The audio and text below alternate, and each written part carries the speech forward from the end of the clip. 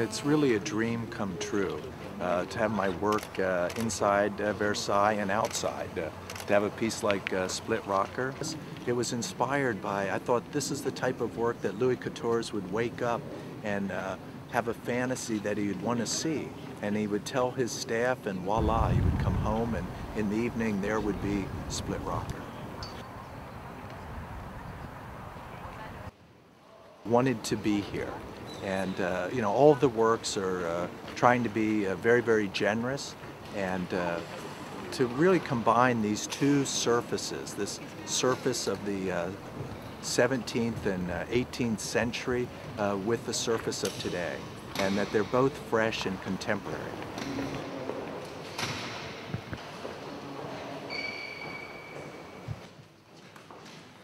My interest in art is really how art has the ability to weave back through history.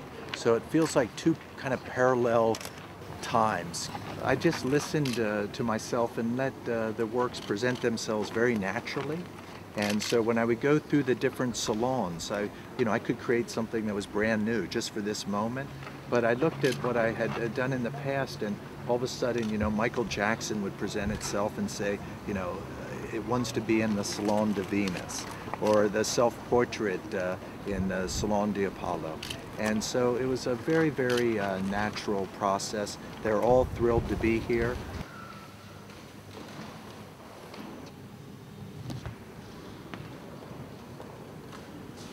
There's really a sense of equilibrium, of control and giving up control, nature and sensuality, and aspects of philosophy and theology. This is the abundance of human life and human potential.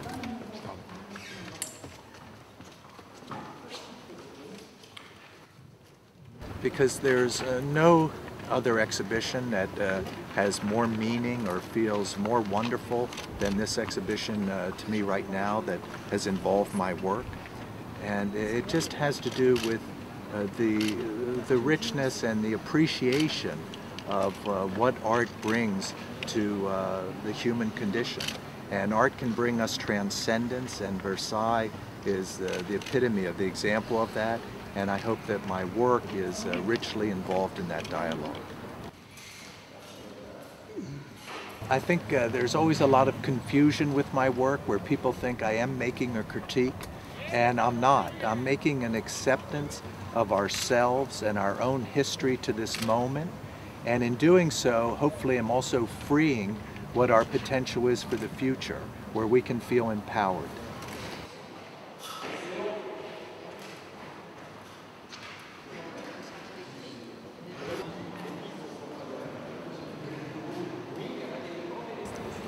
When I've made my works, I've always tried to pay attention to every detail, and aesthetics. I mean, aesthetics are at the core of Versailles, and so every detail's been thought about here. So I really feel like a parallel interest, an interest in life and vitality and human potential.